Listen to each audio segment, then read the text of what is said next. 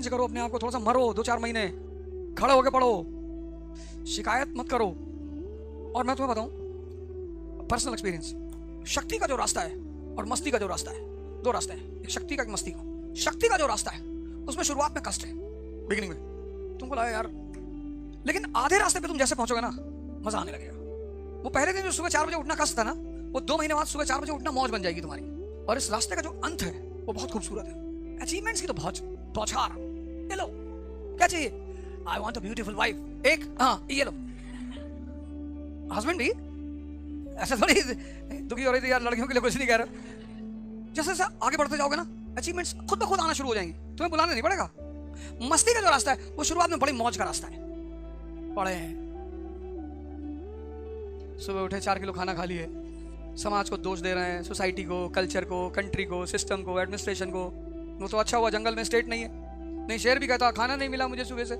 उसके पास ताकत है, वो सुबह उठता, अगर उसको भूख लगती है और दिन में अगर उसने शिकार किया नहीं मिला तो दोपहर में वो किसी पेड़ के नीचे जाके बैठता है और फिर रोर करता है। तो उसकी रोर में इतनी पावर होती है कि जो ऊपर जानवर बंदर अंदर बैठे होते हैं ना, बेहोश होकर गिर जाते हैं। बस 2-3 को उठाया, दबाया धीरे से, चल दिया, हो गया मैनेजमेंट। लेकिन बकरी अगर मिमियाए तो तुम सोचते हो घास टूट के निकल आएगी। जंगल में कोई स्टेट नहीं है। ताकत इज द फंडामेंटल प्रिंसिपल, दिमाग की, शरीर की, आत्मा की। पर दोनों रास्तों में बस यही फर्क है। यहां मस्ती का रास्ता शुरू में मजा बहुत देता है, अंत बहुत खराब। रोना, रिपेंट करना, गाली देना, शिकायत करना, सबकी, माँ बाप की, पेरेंट्स की, टीचर्स की, फ्रेंड्स की, सबकी। तो जैसे आज अमेरिका को लगता है कि तेल जहां से आ रहा वहां कब्जा कर लूं, ऐसे अलेक्जेंडर को लगा कि यार मसाला कहां से आ रहा है, बोला पूरब से, बोला चलो। उठाया उसने 10-20 हजार घुड़सवार, 19 साल का आदमी, डेयरिंग, और उसका गुरु और खतरनाक डायनोसियस। उसने कहा खाली बैठे हो, जाओ कुछ कांड कर डालो दुनिया में। कितनी उम्र है? कहा 19 साल। कहा दिन भर खा रहे हो, सो रहे हो, मर जाओगे ऐसे, कुछ कांड करो।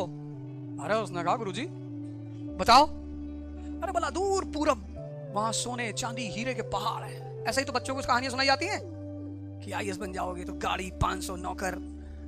तब बच्चे को लगता अच्छा पढ़ना चाहिए यार। डायनोसियस ने उसको बताया, उसने कहा एकदम बहादुर आदमी तो था ही वो। जवानी में डर लगता है तो जवानी खत्म है। अब सिकंदर को कौन मेघालय ले जाएगा यार, जिसको खुद तलवार चलानी आती हो, जिसने हजारों लोगों की गर्दनें उतार डाली हो कि मार डालो इसको। कभी कसाई की दुकान पे जाके खड़े हो ऐसे और उसको काटते हुए देखो, तुमको एक बात पता चलेगा, जो कमजोर है बस वही काटा जाएगा। खड़े हैं बकरे बेचारे, बस इधर पटक दिए, उठा काट डाले। शेर को काट के दिखाओ, पहली हाथ तो बांध नहीं पाओगे। भैया हमारे साथ बदतमीजी कर रहा है, ये मेरे साथ बदतमीजी कर रही है। कैसे? तुमने डर ही नहीं पैदा किया।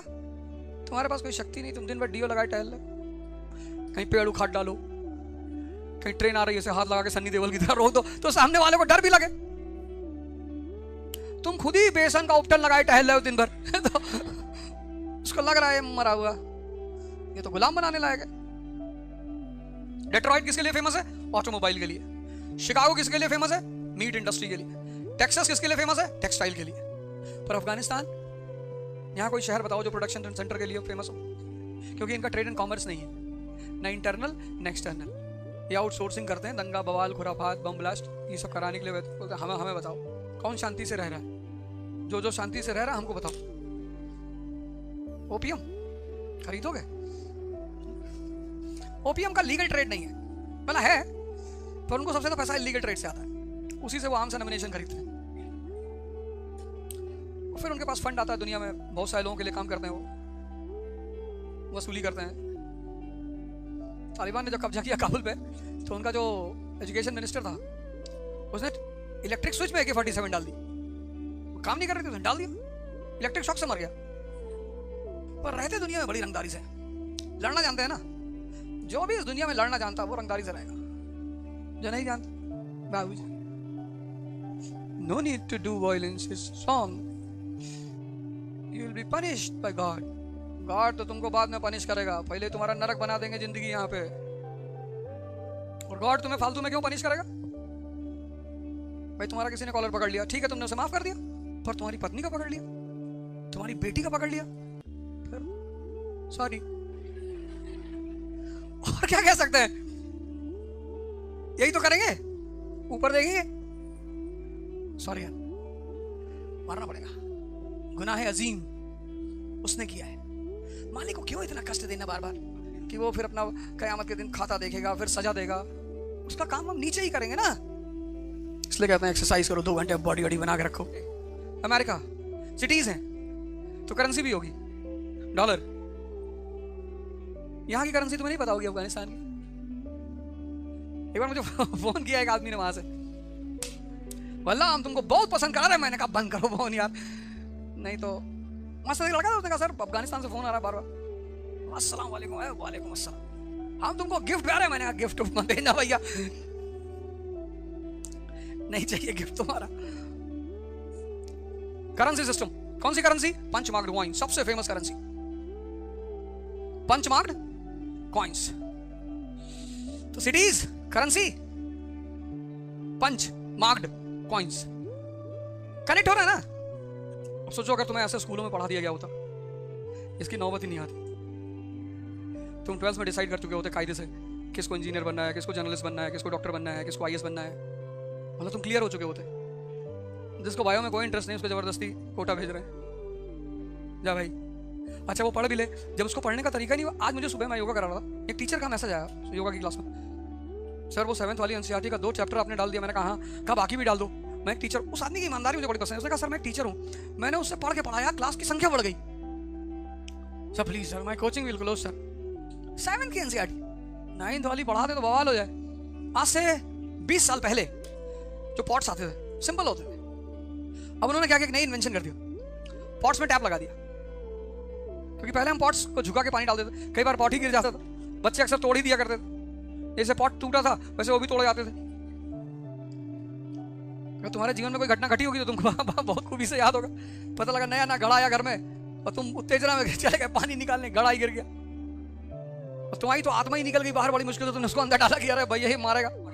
पहले 91 से पहले स्पेसिफिक मार्केट्स होती थी, कपड़े की अलग बाजार होती थी, बर्तनों की अलग बाजार होती थी और उनके अलग अलग नाम थे। जैसे जो कपड़े की सिर्फ बाजार होती थी उसको बजाजा बाजार बोलते थे, वहां सिर्फ कपड़े मिलते थे। आज भी तुम पुणे की बड़ी सारी मार्केटें, पुरानी मार्केटें होंगी जो कुछ स्पेशल चीजों के लिए फेमस होंगी कि ये खरीदना है तो वहां चले जाओ, वहां मिलेगा। अब मान लो यहाँ पे 50 दुकानें कपड़ों की हैं, ठीक, और सब एक तरह का कपड़ा बेच रहे हैं। तो अब ग्राहक को अट्रैक्ट करना है तो मान लो सारे पॉटर्स हैं। अब सारे पॉटर्स के पास मतलब 10 पॉटर हैं, 10 में से 9 पॉटर के पास सिंपल पॉटरी और एक ने टैप लगा रखी, तो उसने अट्रैक्ट कर लिया ना ग्राहकों को। ये स्पेशलाइजेशन होता है। अर्बन इकोनॉमी जो है उसमें स्पेशलाइजेशन का बड़ा कुछ ऐसा दो कि पब्लिक क्या ले लो भैया। सबने मोबाइल खरीद लिया, सबने, और सबको पता है कि मोबाइल गिरेगा जरूर। तो मोबाइल इंडस्ट्री के साथ एक और इंडस्ट्री पनपी, कौन सी? Screen guard. क्योंकि दिन भर देखना है, वॉशरूम में लेके जाना है, पता लगा वॉशरूम के कमोड में गिर गया। जितने लोग हंस रहे हैं गिरा जरूर होगा। लेके जाते हो इसका मतलब मत ले जाया करो। अरे तो जब ले ही नहीं जाते तो कहां से गिरेगा? तुम्हें तो शांति से बैठना चाहिए था। ये गलती मत करना, वॉशरूम में मोबाइल लेके मत जाना, नहीं तो शर्तिया भीख मांगोगे। 200% गारंटी है। कहीं तो शांति से बैठो, कहीं तो इसको रिलैक्स होने दो यार, शांत होने दो। आजकल पुणे में चारों तरफ होर्डिंग लगी हुई है, safe humans, safe them from brain stroke. आजकल ब्रेन स्ट्रोक बहुत हो रहा है मोबाइल की वजह से। कितना काम करेगा यार ये, किए जा रहा है, किए जा रहा है, किए जा रहा है, किए जा रहा है, किए जा रहा है। एक से एक इंसिडेंट, कहीं एक्सीडेंट हो रहा है, कहीं मर्डर हो रहा है, कहीं कुछ हो रहा है, सब देख रहे हो। हार्ट अटैक इसकी वजह से हो रहा है। सेंसिटिव कंटेंट्स मत देखा करो, तुम्हारे सबकॉन्शियस में जाके बैठ जाएगा और रात में किसी दिन स्टॉप, खत्म। इतना फियर बैठ जाएगा अंदर। इसीलिए सोशल मीडिया को वार्निंग है कि जहां भी सेंसिटिव कंटेंट है वहां आप लिखेंगे सेंसिटिव कंटेंट है, लेकिन उसका एक नुकसान ये भी कि सेंसिटिव कंटेंट देख के लोग और देखते हैं। बढ़िया सा गिटार खरीद लो, उसको बजाना सीखो और कम से कम 1 घंटे बजाया करो। और नौकरी नहीं लगी अगर तो 4 आदमी मिलकर बैंड बना लेना, और नहीं तो ट्रेन में भी एक राउंड घूम जाओगे बजाते हुए तो कुछ ना कुछ पैसा तो मिल ही जाएगा। इतना तो इनकम हो ही जाएगी। एक बढ़िया सा गाने वाला रख लेना जिसका ना हुआ हो। पर संगीत तुम्हें रिलैक्स बहुत करता है अगर तुम खुद से बजाते हो। ये सब मेडिटेशन के फॉर्म्स है, लेकिन वो रैप अप नहीं, तो दिमाग को डिस्टर्ब करने का तरीका है। इसलिए बियर बार में कभी भी भजन नहीं बज सकता, क्योंकि भजन का उद्देश्य मन को शांत करना, और बियर बार का उद्देश्य मन को अशांत करना, क्योंकि जितना अशांत मन उतना ज्यादा पीना। तो इतने हाई लेवल की ट्यून लगाएंगे वो कि जो 2 पैक सोच के आया वो 20 पी के चला जाएगा। वीवर पैसा कमा रहा है, जो भी पैसा कमाएगा EI is equal to SI। अब नाई की दुकान कहीं नहीं है, सैलून से।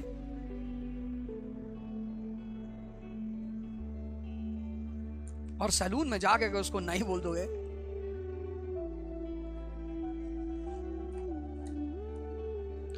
और बार बार से लोग बहस करते थे, अगर वो कहता था 10 रुपए शेविंग का तो कहते थे नहीं 5 रुपए ही देंगे भैया, बहुत महंगाई बढ़ गई है, तुम लोग भी दिमाग खराब हो गया, पैसा मांग रहे हो। सैलून्स में तो रेट लिखे हुए हैं, शेविंग 1800।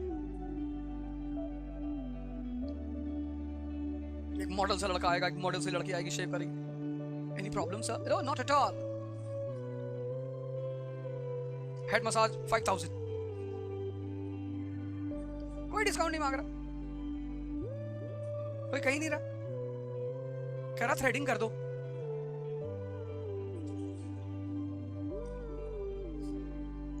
थ्रेडिंग 2200। फिर वो रखे मसाज वगैरह, फेशियल रखे हैं, एल्बेंट फेशियल रखे हैं सर। So basically from town wills sir, France से बन के आया और हैंडमेड है सर, बेसिकली हैंडमेड। तो जब आपके चेहरे पे अप्लाई करते हैं सर, तो विद इन मतलब 15 बार अगर आप करा लो तो your texture will change sir, आप गोरे हो जाओगे सर। और 15 तो ठीक है सर, 15 बार में तो हो जाएगा। और एक बार का जो प्राइस है सर वो है 35,000। वैसे तो हम सर 48 लेते हैं, पर आपको डिस्काउंट दे रहे हैं सर 35,000। 35,000 एक बार, और 15 बार कराना है। और अगर तुझको पिस्टल लगा दे तो फ्री में कर देंगे सर।